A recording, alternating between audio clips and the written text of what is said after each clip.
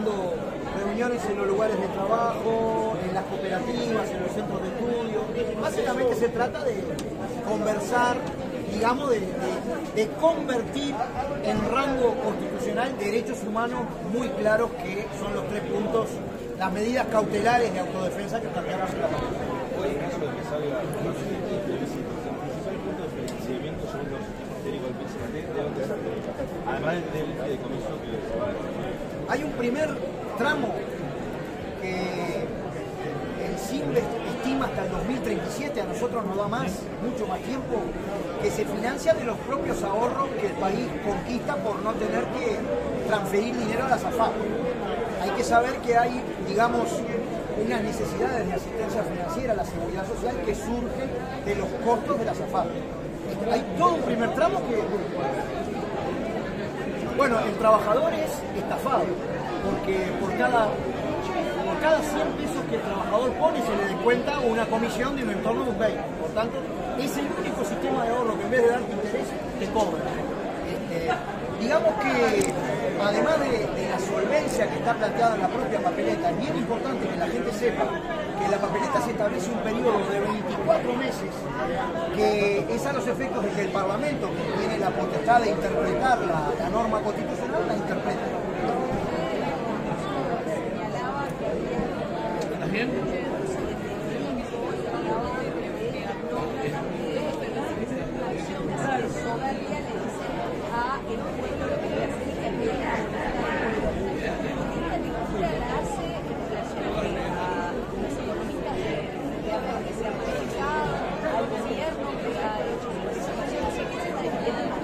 Hay una campaña que pretende más atemorizar a la gente que poner razones.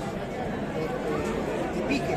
Nosotros ubicamos una variable centrada en el salario mínimo nacional y en que la persona humana llegue por lo menos al salario mínimo nacional, y ellos hacen cálculos de que se produce el diluvio universal financiero por una cosa tan sencilla como es pasar de 18.000 pesos a 22.200, de lo que hoy está el salario mínimo nacional.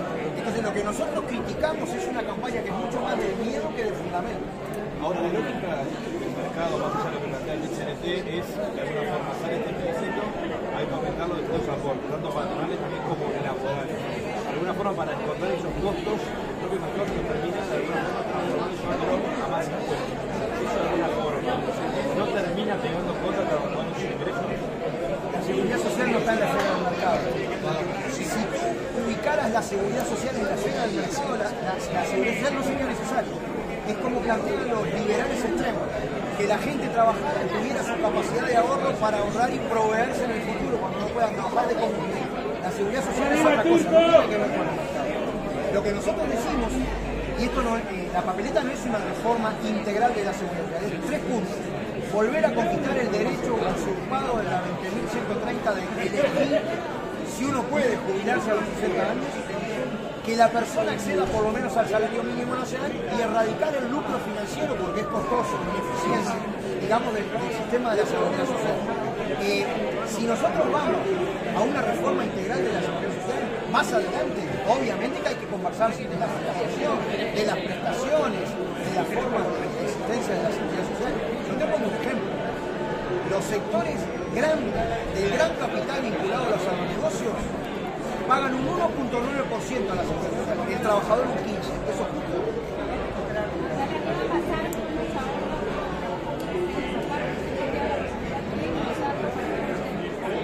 No, lo que nosotros planteamos, que todo el sistema político haga un compromiso, digamos, de utilizar los ahorros que significan evitar las transferencias que hoy se hacen en la SAFAP para erradicar la pobreza infantil.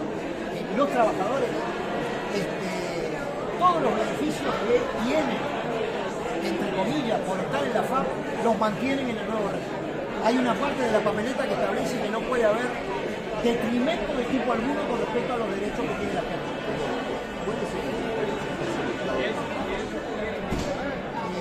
Cuando hay 24.000 millones de dólares en poder de la SAFAP y se brindan a la SAFAP un entorno el año pasado fueron 1.468 millones de dólares a la FAP. En la medida que ese dinero no va y queda en el banco de previsión social, se achica la necesidad de asistencia financiera al Banco de Previsión Social. Con ese achique se puede erradicar la pobreza infantil. Otro ejemplo más. Claro, pero es un dinero que va a ir al BPS, no va a ir. En la medida que va al BPS en vez de a la FAP, se achica la necesidad de asistencia financiera del BPS, hay un periodo de ahorro. Bueno, con ese ahorro se puede erradicar la pobreza infantil. Otro ejemplo más, la ley 20.130, que ellos hablan de libertad, pero hicieron obligatorio el depósito en la FAP, establece que el ingreso a la FAP de la gente que tiene las cajas paraestatales lo pagas tú, lo pago yo, lo pagamos todo a través de renta general. Eso en 40 años son 5.000 millones de dólares. En la medida que la FAP desaparece, ese dinero que tiene que pagar renta general no existe. ¿Qué decimos nosotros?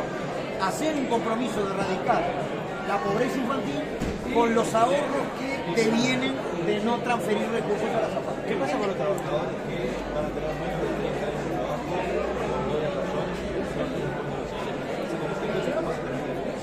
Bueno, yo he escuchado, me dio mucha gracia que hay gente que critica a la papeleta el hecho de que hay limitaciones en el empleo, precariedad, informalidad, y que dice que la papeleta promete, cuando la papeleta no promete, consagra un derecho a jubilarse a los 60 años.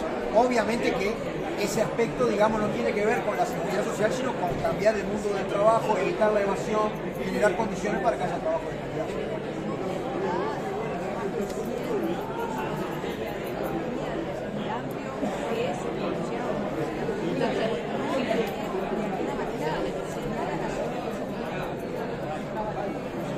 Bueno, yo leí atentamente ese material y refuté cada uno de sus puntos en un artículo, en una entrevista que me hizo el portal del PCT. Te menciono una. Acusan a la papeleta de hacer eternos los privilegios que tiene la caja militar. Falso. El mantener los derechos es estrictamente para lo que hoy es el régimen mixto del BPS y la SAFAP. No tiene nada que ver con la caja militar, de hecho está señalada la ley que originó el sistema mismo. Así que en realidad está hecho desde mi punto de vista sobre presupuestos que no son los que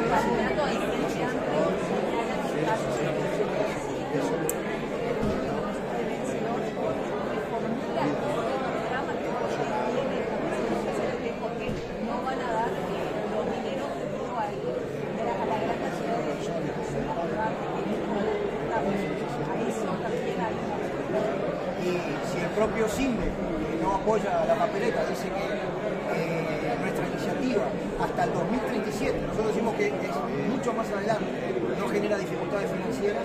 Bueno, obviamente que eso no es posible. ¿Entienden seguros privados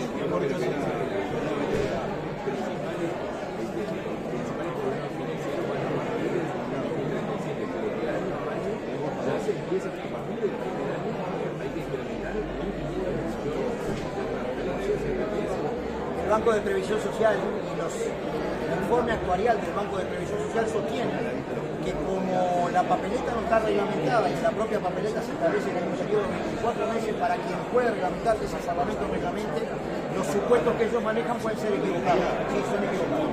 No son 1.500 millones de dólares por año y tampoco es por 37 años. No son correctos sus cálculos.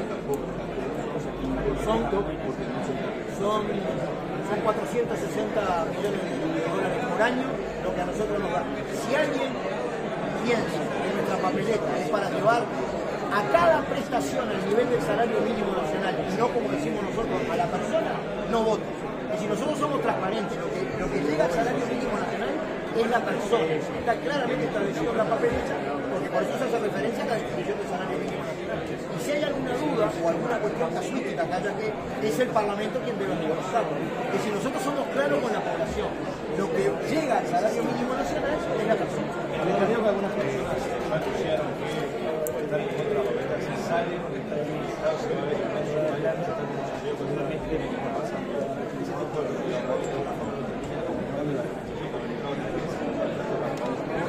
de error. De los 30 países, digamos, que antes tenían una forma u otra de FAP, solamente quedan 2. Ninguno de los 18 que salieron de la SAFAP tuvieron juicio. Hubo un juicio en la República Argentina que lo hizo de manera distinta como lo hacemos nosotros. Nosotros estamos poniendo este criterio como rango constitucional y no es por la vía de una ley ni de un decreto.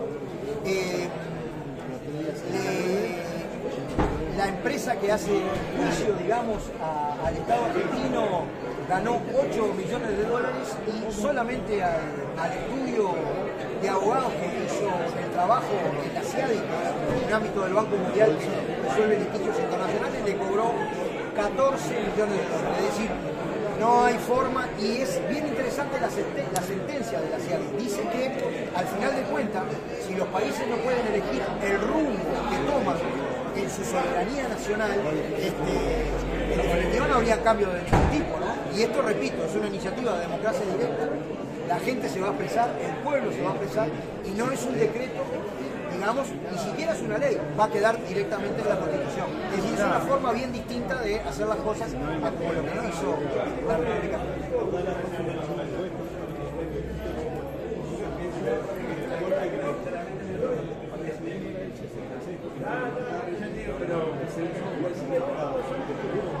No, la verdad que no, porque nosotros estamos optimistas. Fíjate que hoy es el acto de lanzamiento de la campaña, la primera barriada es el jueves, obviamente que vamos a hablar con la gente, pero al revés, nos pone re contentos que, con independencia de que es notorio, la mayoría del sistema político no está de acuerdo, parece que hoy la foto es que la mayoría de la sociedad sí. Y nosotros no empezamos, estamos empezando hoy, vamos a hablar con la gente, así que creo que podemos efectivamente convertir, digamos, la votación de la papeleta por el 27 de octubre como una victoria popular importante. Y en principio que hay 2 votos menos. Yo soy sumamente respetuoso de las decisiones que se toman en las esferas de la política partidaria, pero también cuando la gente decidió que las jubilaciones iban a subir en función del índice medio de salario, no había muchos acuerdos políticos, sin embargo hubo éxito y bueno, aspiramos que la sociedad esté de acuerdo con nosotros.